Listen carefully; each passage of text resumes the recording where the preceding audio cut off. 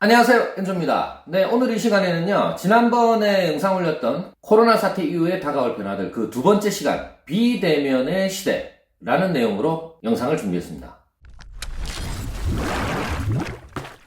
네, 코로나 사태 이후에 다가올 그 변화에 대한 두 번째 시간입니다.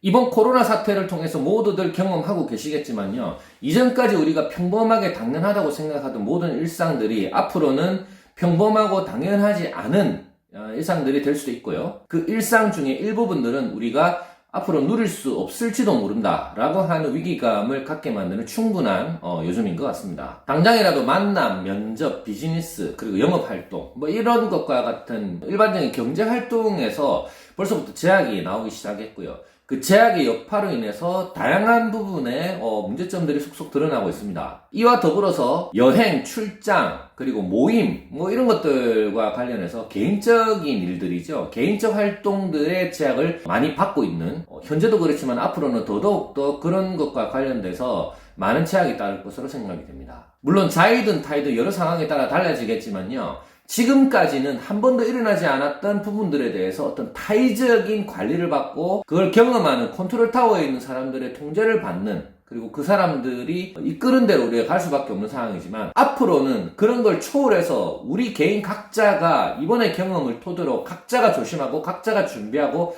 각자가 알아서 무엇인가를 행하지 않으면 더 큰 어려움에 빠질 수도 있는 그런 상황이 될 수도 있다는 말씀을 드리고 싶어요. 그리고 개인들이 이때까지 누리고 왔던 모든 생활들, 이른바 대면의 시대가 앞으로는 비대면의 시대로 간다. 언택트. 이러한 시대가 시작될 것이고, 이것은 우리의 일상에 커다란 변화를 가져올 것입니다. 네, 여러분들 언택트, 비대면, 뭐 요즘 종종 등장하는 단어들이죠. 그렇다면 비대면 시대로 들어갔을 때 우리에게 직접적인 타격을 주고 가장 영향을 받는 그런 업종, 그런 일들은 어떤 것들이 있을까요? 조금 전에 말씀드렸던 것처럼 사람이 모이는 곳이나 외부에서 뭔가를 활동을 해야 되는 것들, 뭐 이러한 모든 것들이 다 영향을 받을 겁니다. 그렇게 되면 뭐 심지어 마트부터 시작해서 PC방, 커피숍, 그 다음 사람들이 모이는 도서관, 쇼핑몰, 그 다음에 여행과 관련된 호텔, 버스, 전철, 여객기, 뭐 다양한 부분에 있어서 소위 말해서 사람들이 2명 이상, 3명 이상 근접한 공간에서 모이게 되는 그 어떤 산업들도 다 영향을 입게 될 거고, 그 산업들은 자기네들의 업을 유지하기 위한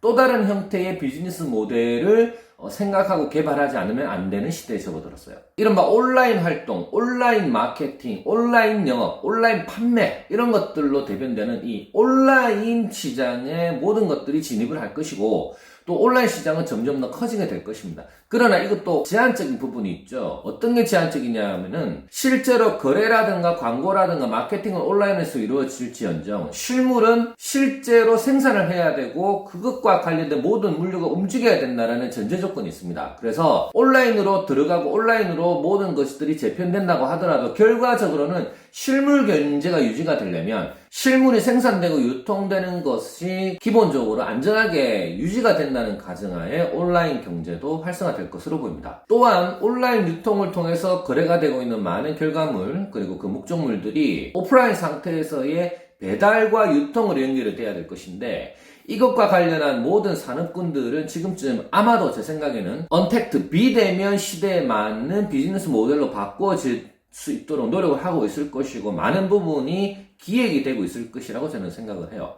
왜냐하면 지금과 같은 동일한 방식으로서는 앞으로 다가올 비대면 사회를 대응하기에는 많은 무리가 있을 겁니다. 예를 들어서 이번에 그 택배 배달하시는 분들이라든가 뭐 음식 같은 거 배달하시는 분들도 물론 마스크를 하고 계시지만, 지금처럼 그렇게 1차원적인 보호구라든가 보호 방법, 그리고 매뉴얼로서는 향후에 더 큰 일이 벌어졌을 때 더 복잡하고 다양한 어떤 케이스 속에 이 사회가 들어갔을 때 대응하기 힘들 거라는 거죠. 이번 코로나 사태를 겪으면서 느낄 수 있는 많은 것들은요, 사람들이 기민하게 움직이고 기업들이 이 다음에 올 것들에 대해서 대비할 수 있는 시간을 벌어줬다라는 거예요. 그런 부분에서는 많은 분야의 각 분야의 전문가들이 기민하게 움직이고 빠른 기획을 통해 가지고 향후의 세계를 대비하겠지만, 가장 중요한 거는 이런 바이러스들이 언제 어느 때 어디서 나올지를 모르기 때문에 우리 인간들도 그만큼의 빠른 속도를 전개할 수 있어야 된다는 거죠. 미리미리 대비하기 위한 선행이 되어야 할 것들이 매우 많다고 생각이 듭니다. 또 이번 코로나 사태를 통해서 이것을 경험하면서 느꼈듯이요,